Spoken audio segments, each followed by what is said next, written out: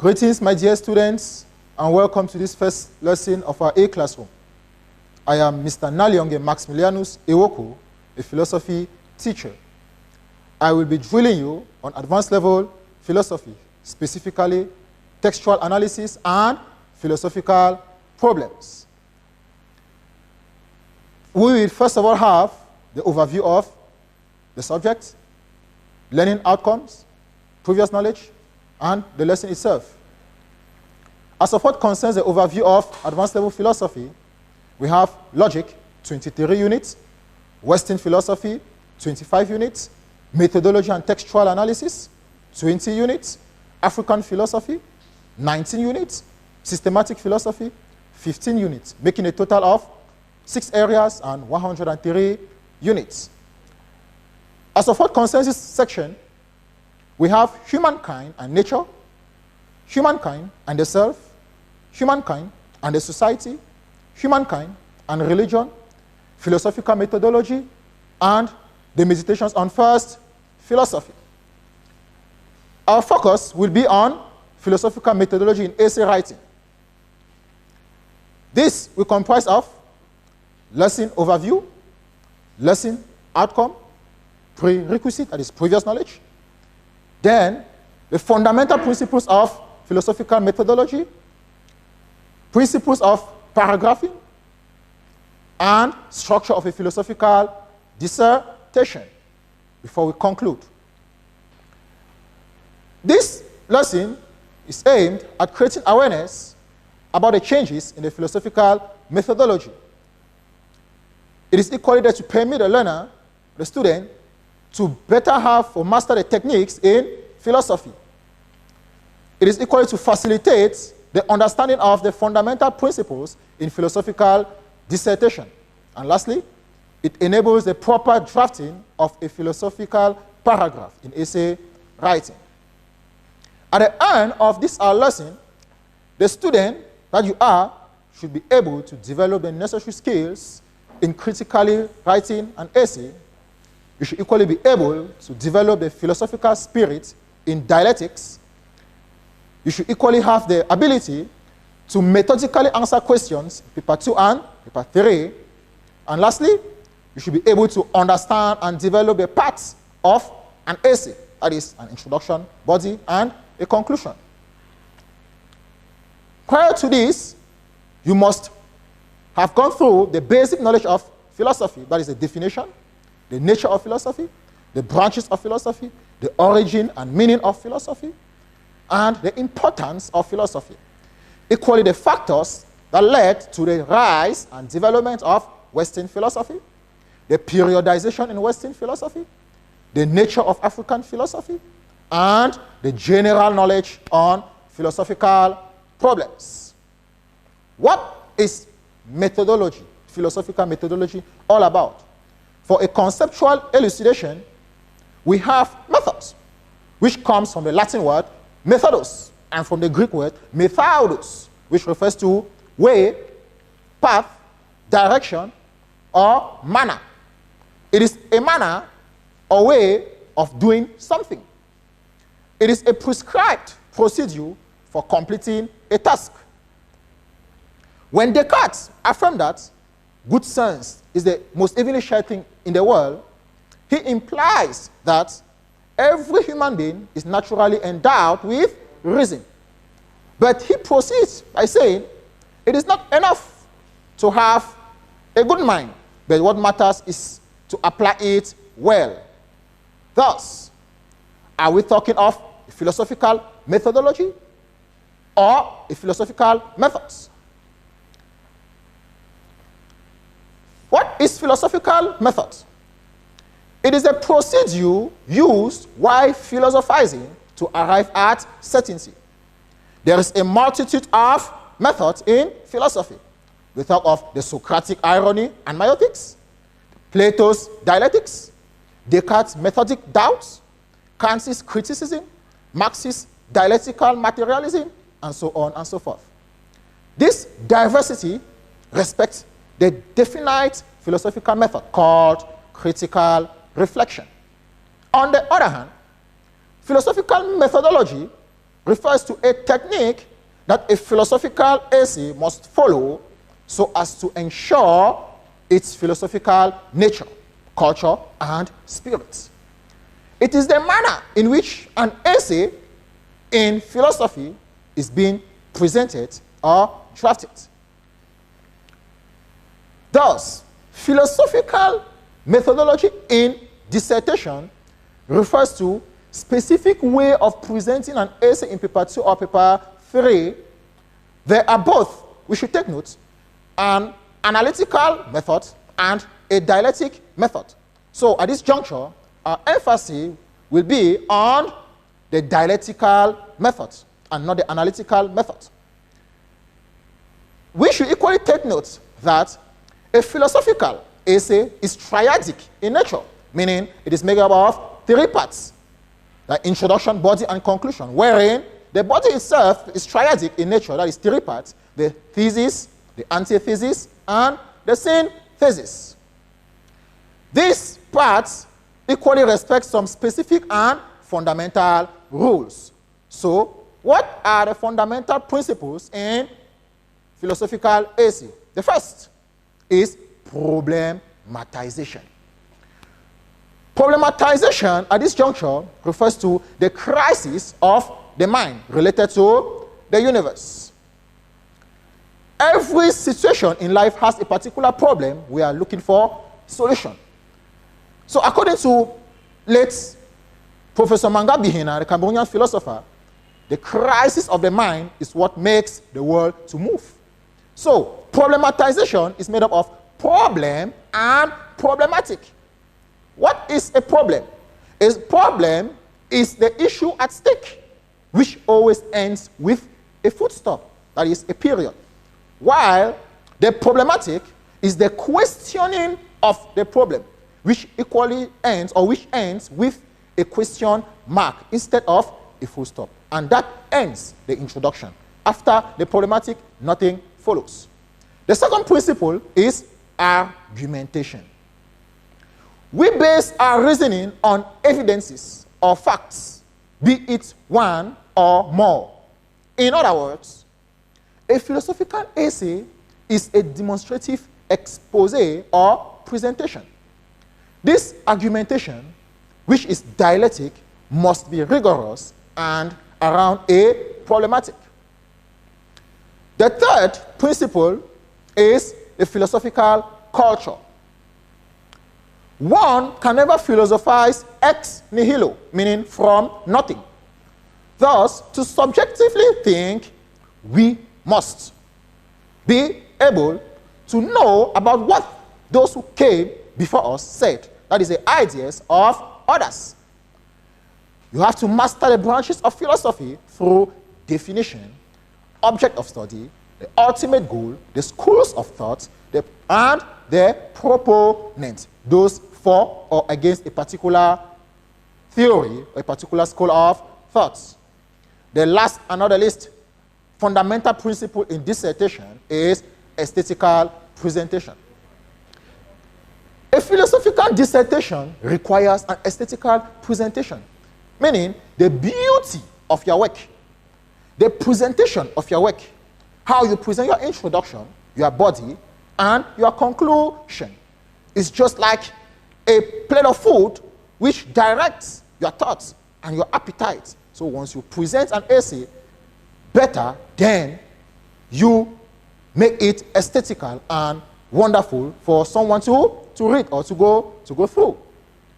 Reason why we must have an aesthetical presentation in essay writing.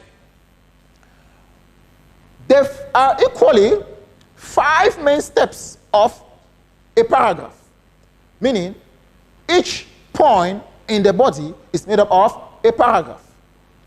And the 5 principles or steps are: 1, we introduce the point, or what we call a statement of the points, by saying firstly, secondly, thirdly, primo, segundo, tertio, and all the like.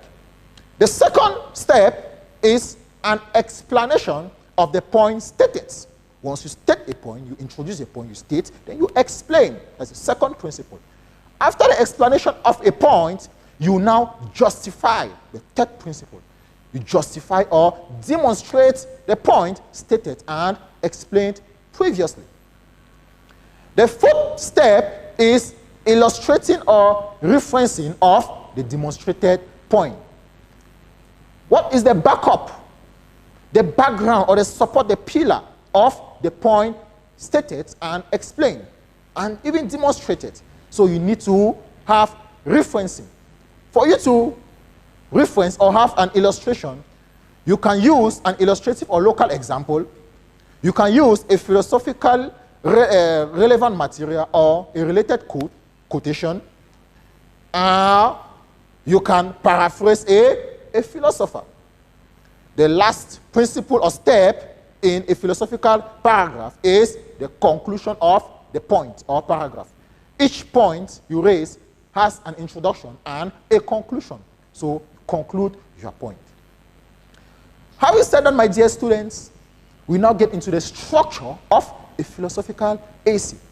The first is an introduction. According to Professor Mangabina, it is like a radiophonic program wherein you introduce the program for people to know what you are talking about. So the introduction of an essay is the foundation of that dissertation, which requires three components: the background idea, the definition of key terms, and the problematization. What is the background idea all about? The background idea is the backbone of your essay, that which leads you into your subject matter. It is neither remote nor close to the topic or the subject in question. After giving your background idea, you now move to the definition or explanation of key terms or expressions. Defining a key term or expression is giving a philosophical relevance, without which the question has no ground. We can define a school of thought or a concept. When it is a school of thought, we define and name the proponents. An example of such question: any question of the sophist, for instance. If we have a question on the sophist, how can we have, what type of definition can we give? The sophists were the second generation of ancient Greek philosophers who were nomadic teachers of rhetoric. Two of these prominent teachers include Protagoras of Abdera and Gorgias of Leontini. That is an example when we have a school of thought. What about a concept? Let's take an example of the concept of abortion. Any question on abortion, we can define as such. Abortion is the cessation of fetal development or the termination of pregnancy before its normal 36 weeks. There are fundamentally two types of abortion: spontaneous abortion and inducive or induced abortion. The third thing under the introduction is problematization, as we earlier defined. That is made up of problem and problematic. We should take note that the nature of the problematic should reflect the manner in which the original question is being posed. If the question is affirmative, then the problematic equally should be affirmative. If the question is negative, then the problematic should be negative. And if the question is assertive, then the problematic should respect the assertion. For example, let us take a case of an affirmative question. Can the existence of God be proven? That is an affirmative question. The problematic to this will be, are there adequate proofs to really demonstrate the claim that the supreme being is real? So we see the existence making the problematic to be affirmative, that is real. So is real is making the question to be affirmative alongside with existence. The next example is on a negative question. We take a very question, but negatively now. Can the non-existence of God be proven, at this juncture, the problematic equally should be negative. That is, are there adequate proofs to actually demonstrate the claim that the supreme being is a known reality? Our third example is in a case when we have a positive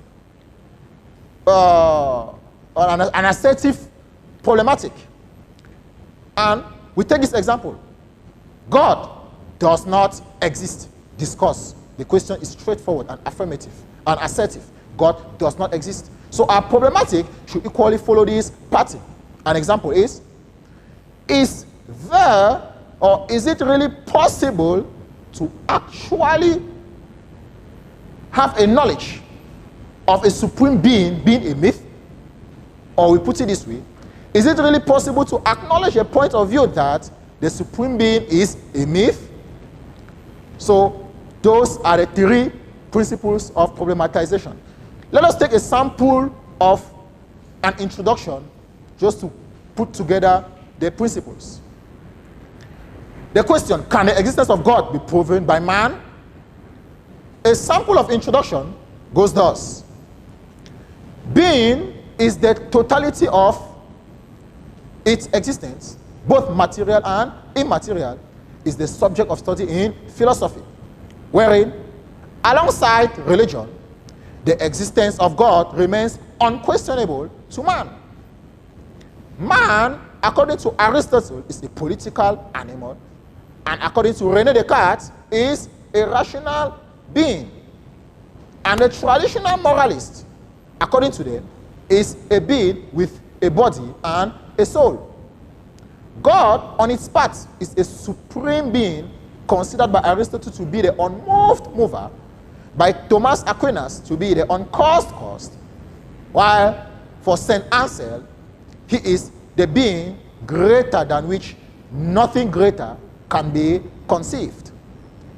Existence could be defined as the state of being or empirical reality. Several attributes characterizes this supreme being due to his greatness and perfection.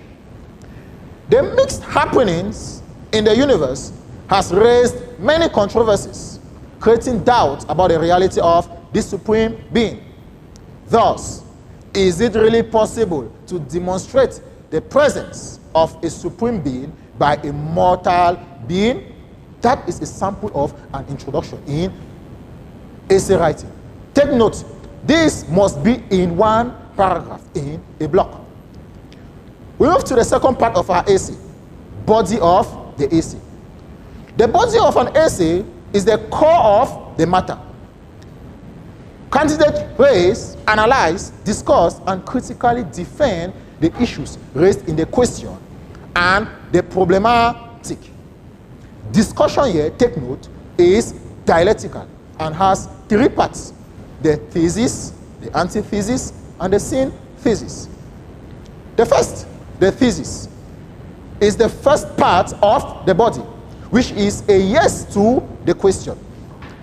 Here, the position supported by the examiner or a neutral position developed by the candidate is being presented. Take note, it should be only in one paragraph, respecting the 5 steps of a philosophical paragraph earlier raised. And a thesis could either be assertive or an open question. In an assertive question, the thesis supports the position of the examiner. For example, God is the architect of evil in the universe. Justify this assertion. That is an assertive question. In an open question, the thesis supports the position of the candidate's problematic.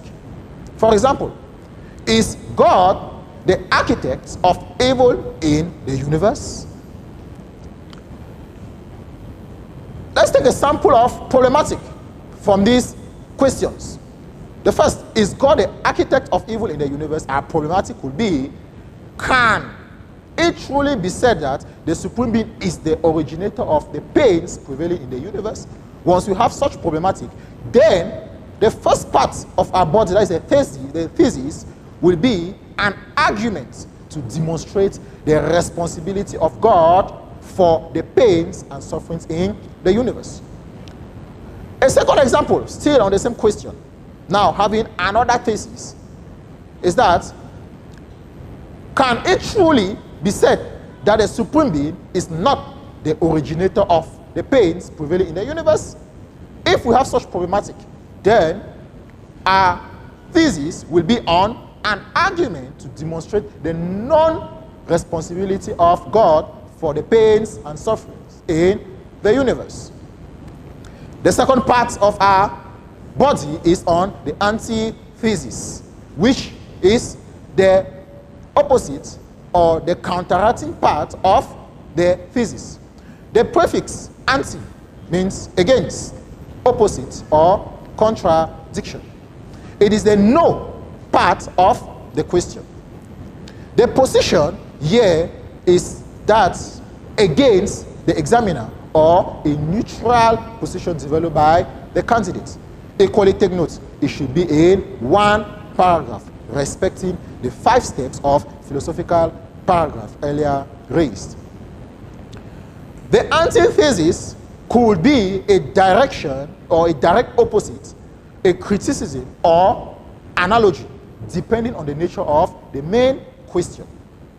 If we have a direct opposition, or in case of a direct opposition, one affirms softly what the other negates. For example, in the question, is God the cause of evil?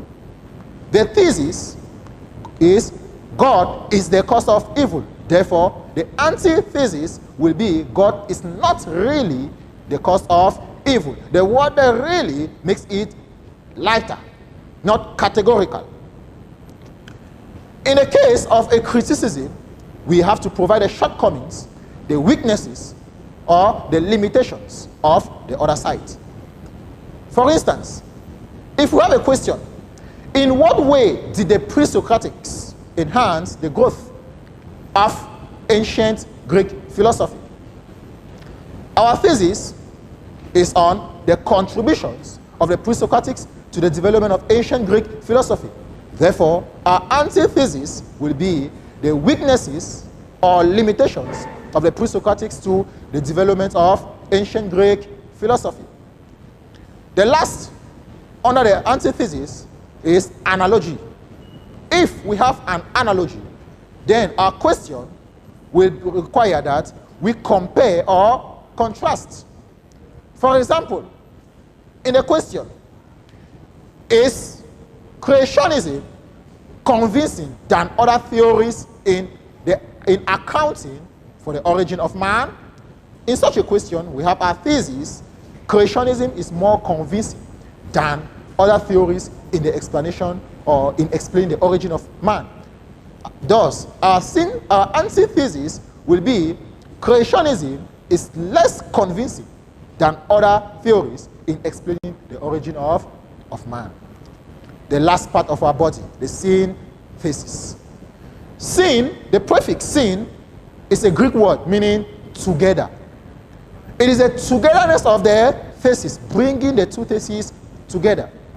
It may be a reconciliation or elevation of the conflict between their theses. We should look for a double-sided point whenever we are drafting our thesis. For a recall, one can place the thesis or the title of the thesis at the level of the plan. Take note, it should equally be in one paragraph. Never you draft a synthesis in 2 paragraphs.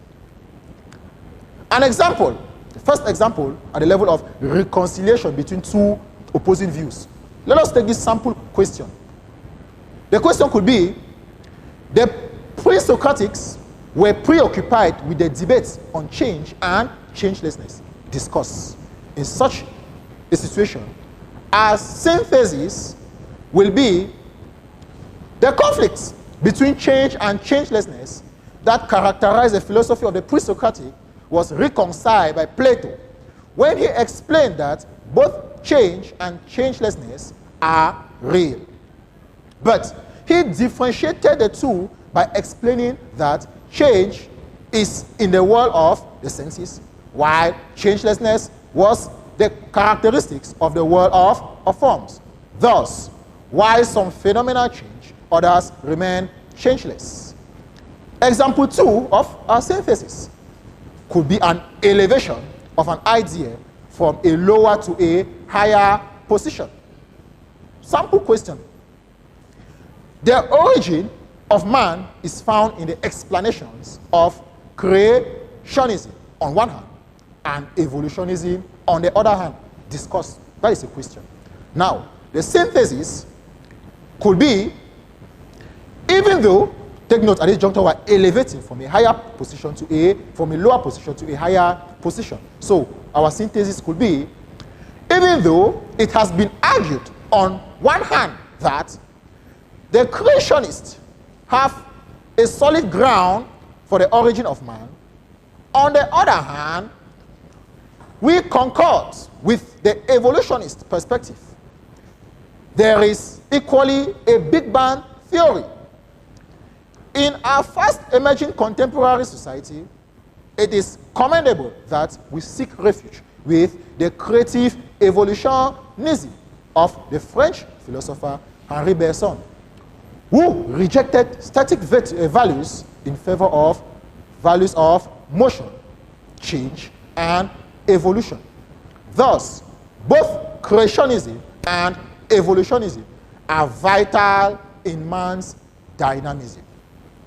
Conclusion of an AC, the last part of our dissertation. Take note, this is the closure of the general AC. While introducing your conclusion, you can use words like conclusively, consequently, etc. It is a recapitulation of what has been said above. And it is a personal appreciation as a young philosopher. At the end of it, you bring out the significance of the question of philosophical importance to new perspective in the society. Example of a conclusion. Let us take a question. The origin of man is found in the explanation of creationism on one hand and evolutionism on the other hand. Discuss. That is our question, original question. Now, what could be the conclusion of this question in our AC? Conclusively, our intellectual journey this far has been that of elucidating the beginning of man, considered by Aristotle as a rational animal and by René Descartes as a rational animal. By Aristotle as a political animal, and René Descartes as a rational animal. This clarification was guided by two famous theories. On one hand, we reflected with the creationists like St. Thomas Aquinas and St. Augustine, while on the other hand, we echoed with the evolutionists like Charles Darwin.